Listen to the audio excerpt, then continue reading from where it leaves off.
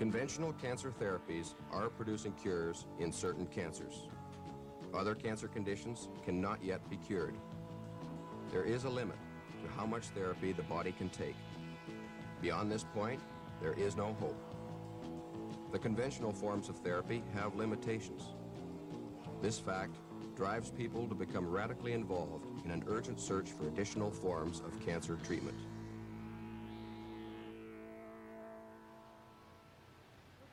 I am making this film because I know that Essiac, a drug developed over the last 50 years by Miss Rene Caisse, can benefit the body and decrease pain while a patient undergoes conventional therapy. I know that Essiac provides a person hope for a cure when the medical profession has done all it can. I don't say it's a miracle cure 100% for everybody, but if it helps just 1 out of 100, by God, we should use it. It'll at least match what the FDA is doing. Essiac is not in use. The law states that Essiac must prove itself to be non-toxic, and it must prove itself to be of benefit. 13 of our terminally ill patients who are contributors to our Foundation for Alternative Cancer Therapies here in the Metro Detroit area brought suit against Joseph Califano of Health, Education, and Welfare to permit them to have Essiac. They're asking to be given the right to use Essiac since orthodox medicine no longer has any answers for them. We just thank Rene Caisse for the work she's done for over the 50 years that she's been working with Essiac. And we say now that we know here in the States about it, we're going to continue the fight and support her because we want it. You can't burn a cancer out of a body with radiation. You can't poison it out of the body without poisoning the body as well. And I feel that nature holds the answer, the only answer for cancer patients, and as such, we should have it. Our constitutional rights at the moment are being denied to us, and it shouldn't even come down to a court hearing. It should be a matter of fact that we have what we want for our bodies and not have to fight for it in this manner. In fact, as it's well known in the state of California, the state legislature actually made it a felony for a doctor to use any than the accepted methods of treatment for cancer, and they named them in the legislation: surgery, chemotherapy, radiation, and cobalt. And when doctors are hemmed in like this, and their very livelihood is threatened, they're not going to be anxious to step out of line. Well, I think it should be my privilege. If I want to take the Essiac or whatever it could be that might make me live a little longer, I think that should be my privilege. I think I should have what I want to do instead of them telling me that I'm going to die. Did they do that? Yes, the doctor told me that under the treatment that I was taking. When my body couldn't take it no longer, there was nothing he could do. I said, in other words, just get in the box, dig the hole, and wait. He said, yes.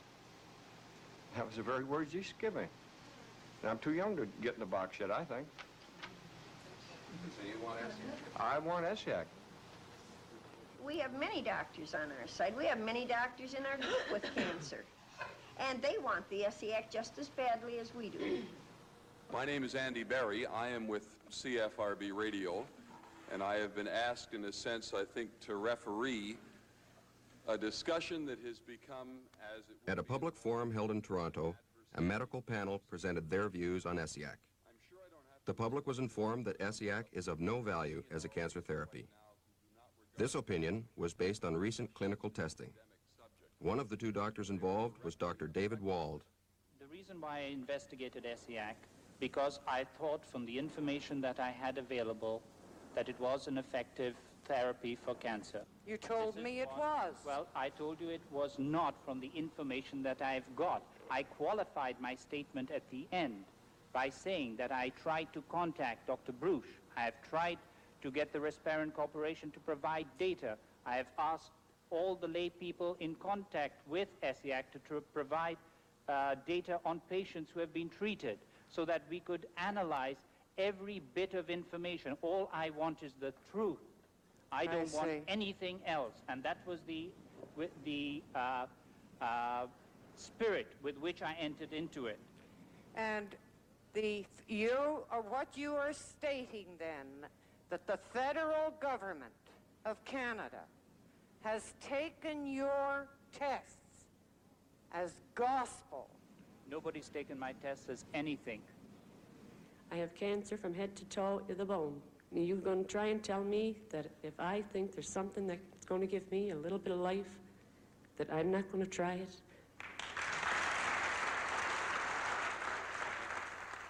I'm deadly sick with chemotherapy, as they've told me. They thought it would help my tumors, but now it's doing nothing for my bone. It's still progressing. So I'd sooner die with the disease than have the chemo. Madam, I wish with all my heart that we could do more for you. This is very, very sincere. I wish we could, but unfortunately we are still limited. Believe me, if we were curing 100% of cancer patients, we wouldn't be having this meeting here tonight. But if chemo is Please let me finish. You've had quite a bit to say, so your turn. I'm sorry. But I do want to add at the same time, if we release Laetrile and Essiac and Crabiazin and coke treatments and Anablast and so on, I can give you a very long list. You'll have a very wide choice. Then when there is something effective, how will you know which to choose from? Well, I don't have that much time.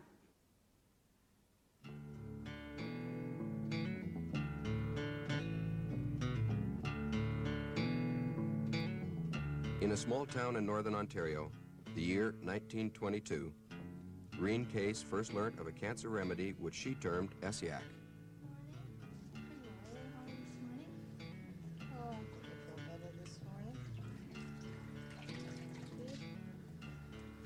Well,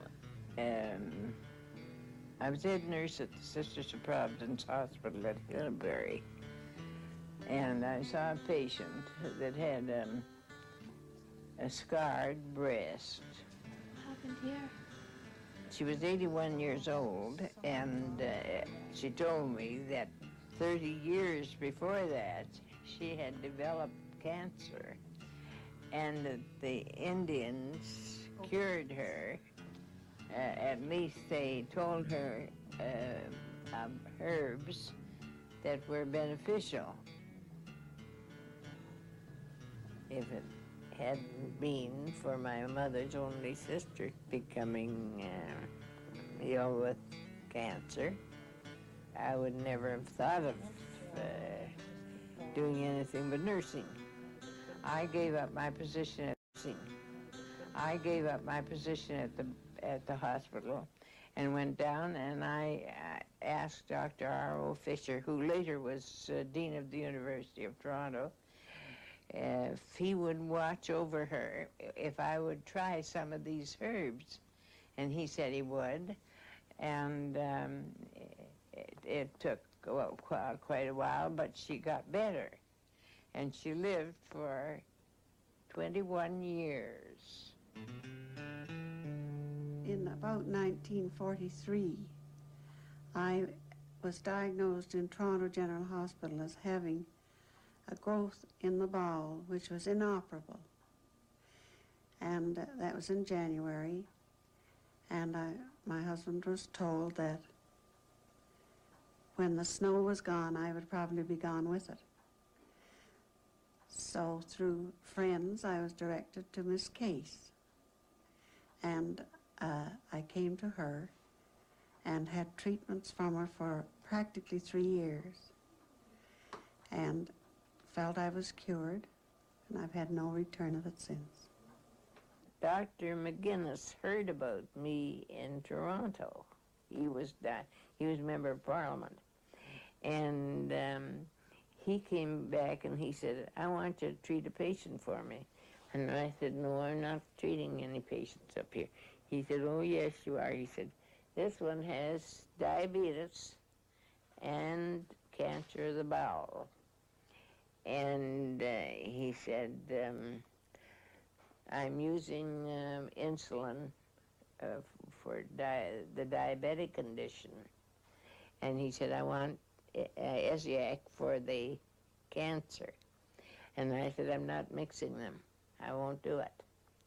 So I wouldn't do it. So he said, "I'll tell you what we do. We'll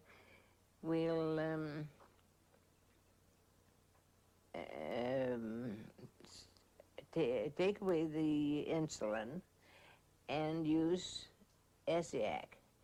And if the diabetic condition worsens, we'll go back to the insulin and take away the other. So on those terms, I consented to do it. But to our surprise, the diabetic condition cleared up before the cancer did.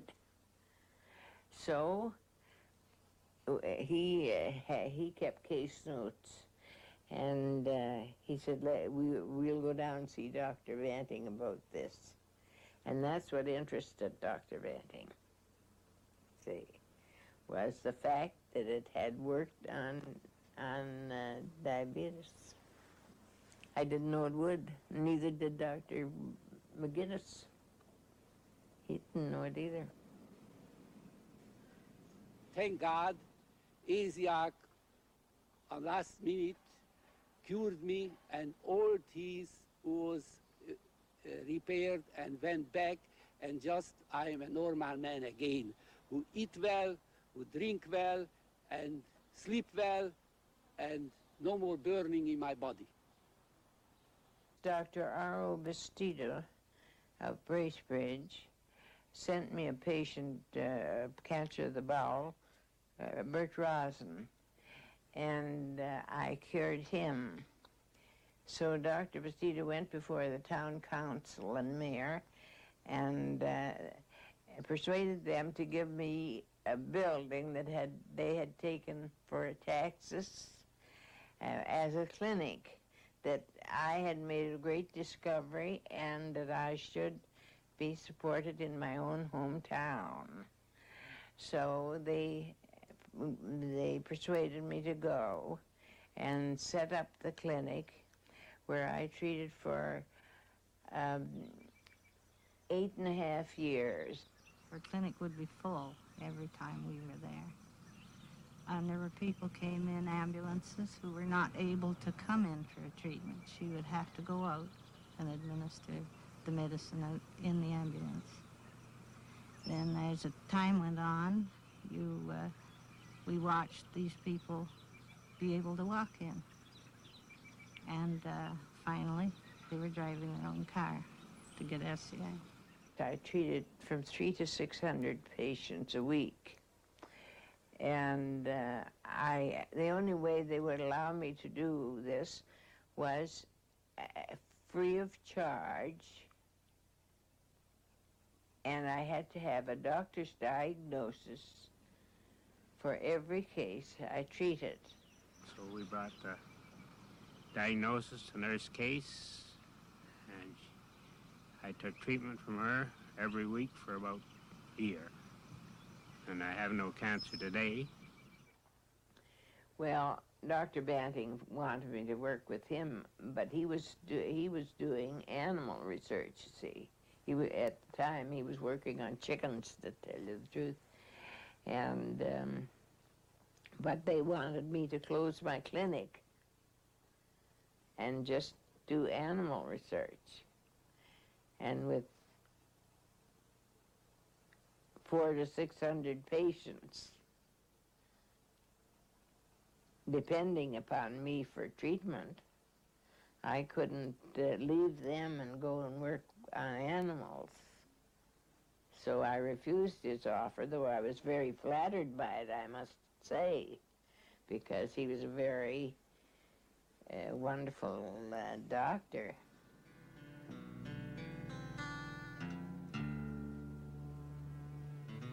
Not only did Green turn down the Banting offer, she also turned down, in her cautious, wary manner, a group of American businessmen who offered her $1 million to exploit her formula. Dr. Leonardo, he was a cancer surgeon, and he used to go to Vienna every year for 2 months, special surgery. And he came to my clinic, and there were about 50 patients waiting. And he said, "Do you think you have a cure for cancer?" I said, "I'm way beyond thinking I know." And he said, "I don't believe it." I said, "That's your privilege." So he asked if he could talk to the patients, and I told him yes. And he got so interested. Then I had 5 other doctors in examining patients. And he asked if he could go in with them and examine patients, and I told him he could. So then he told me, he said, "You have it." But he was rougher than that. He was a big, bluff fella. He said,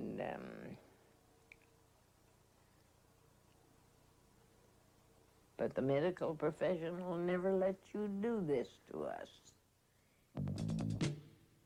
So he asked if he could talk to the patients, and I told him yes. And he got so interested. Then I had 5 other doctors in examining patients, and he asked if he could go in with them and examine patients, and I told him he could. So then he told me, he said, "You have it." But he was rougher than that. He was a big, bluff fella. He said,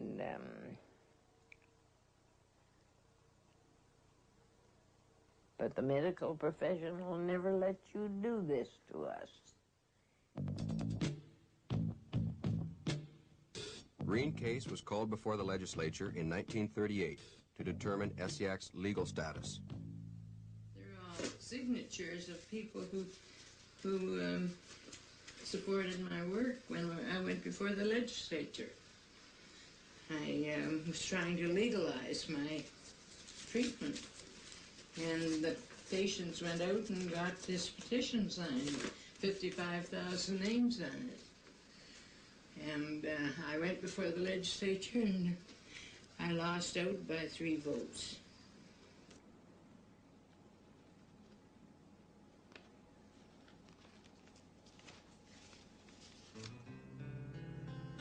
Public outcry forced the establishment of a cancer commission to investigate herbal remedies. ESIAC was the only one to have benefit admitted. The greatest majority of Rene's evidence was rejected. You see, they said the doctors all made mistaken diagnosis, that's why the patients thought they were cured. And the doctors, on the strength of that, refused to give a diagnosis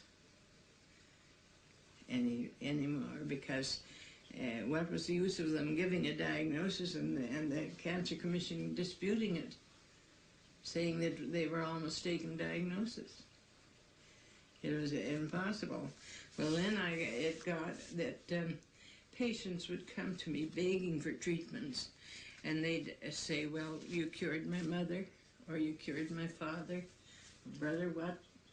And they'd beg me to treat them.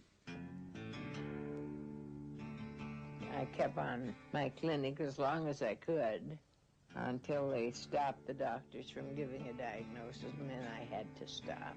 And it's a sad thing when somebody comes and they have somebody that is ill with cancer, and the medical profession can do nothing for them, and they beg of me to treat them. It's a very, very sad thing to turn them away. And I had a nervous breakdown over that, so I really had to stop.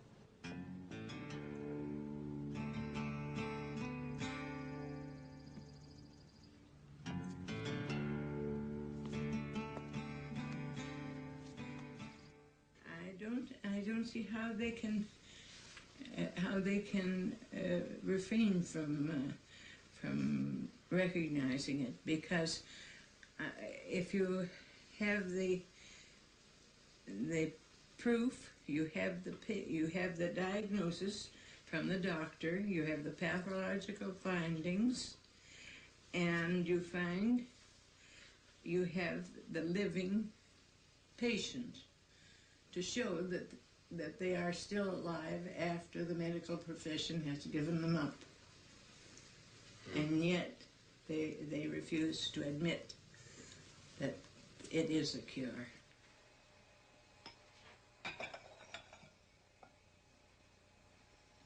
I have to grind them. I used to get them already ground wholesale, but I can't get it now, so I had to buy a grinder and grind myself. But I prepare everything myself. There, all the herbs and the way it's done. And then I bottle it and give it to the doctors to use. I can't use it myself. I'm not allowed to. In fact, I'm still under police protection. I didn't work with for 50 years with it, not to know how to use it and how to make it and what strength to give and what not to give and so on.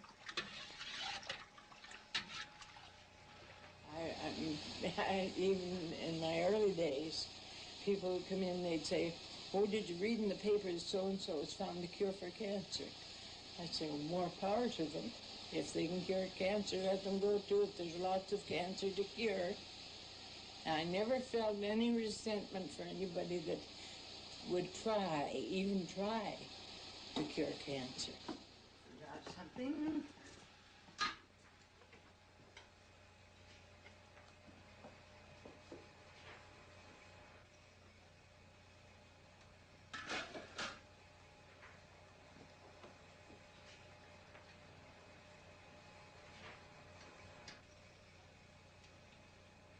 The Cancer Commission advertised in the papers that it was a non-tested treatment. That was when I got the offer to go to Boston.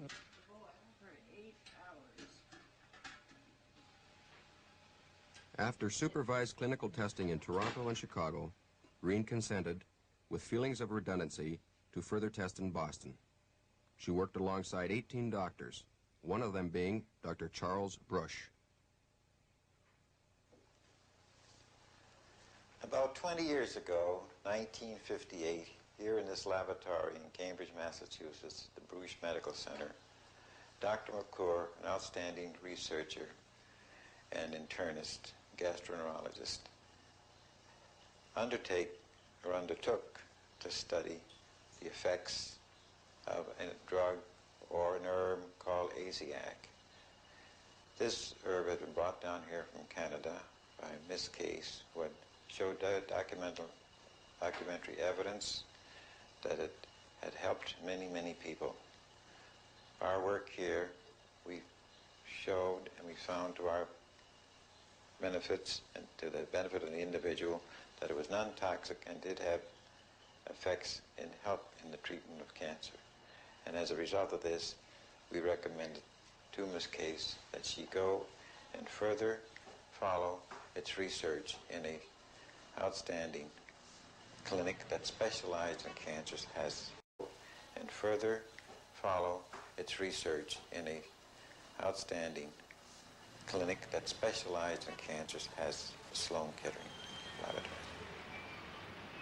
The Sloan Kettering Institute in New York is one of the foremost cancer centers in the United States. The vice president and associate director is Dr. Chester Stock. The results that I reported to Rene Caisse were studies in sarcoma 180 in the mice, in which we were looking not only for possible primary inhibition of the tumor, which did not occur, but also for regressions. And there was a very small percentage in a small group of regressions, but we never had the opportunity to confirm this and to see whether we could obtain better results. It's not available because, as I say, the government felt that it's toxic, or it has to be proved that it's not toxic. At the dose levels that we used at the Sloan Kettering Institute, we did not see any toxicity. I think if we had gone to higher doses, we very likely would have seen toxicity, but at the doses we employed, we did not see toxicity. The emotional benefit is that if an individual comes in and he finds out that his pain is lessened, or he finds out he's putting on a little weight, or finds out he's had a little better appetite, and find out that other people have been helped, he feels that he is on the road of getting somewhere. So he gets a better frame of mind, the family does with him, and his friends, that something is being done. I think we've taken the position that we still need better methods of treatment, better drugs, that we don't have enough information yet on just how to find the best drug, And therefore, we've, through the years, tried to maintain a very open attitude about such materials and to test them. And sometimes we do find activity when we don't expect to find it. I feel that if ASIAC were used in conjunction with any therapy that is now being used, that would have a great deal more merit. And I know it would help a lot of people.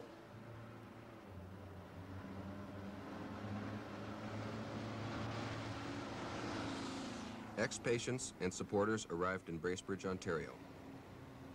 They came to help Rene celebrate her 90th birthday.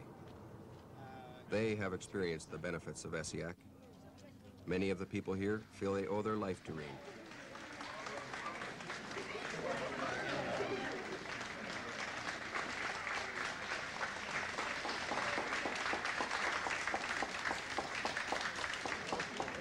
Remember I brought the two ladies up to you that day in the house?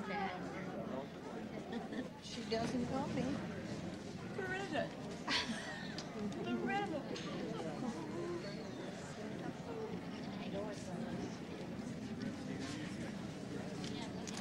Oh, Mary, that was an easy prize. Did you find her yet? I didn't. They kept telling me that you might come. Outstanding contribution to all beings of all people. Please accept my very best wishes for your health. Dear Elliot Trudeau. Very nice. Well, this is a tremendous day for you.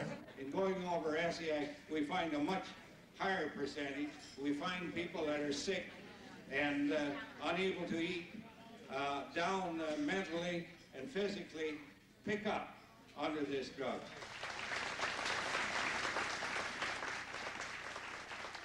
Well, I have given my life for it.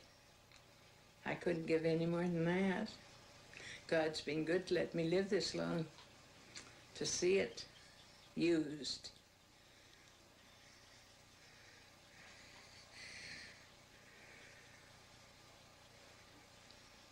And used by people. If I had listened to the medical world, I would have distributed it to animals. But I wanted it for human beings. I wanted them to have the benefit of it. So I fought for that for 40 years. That's a long time.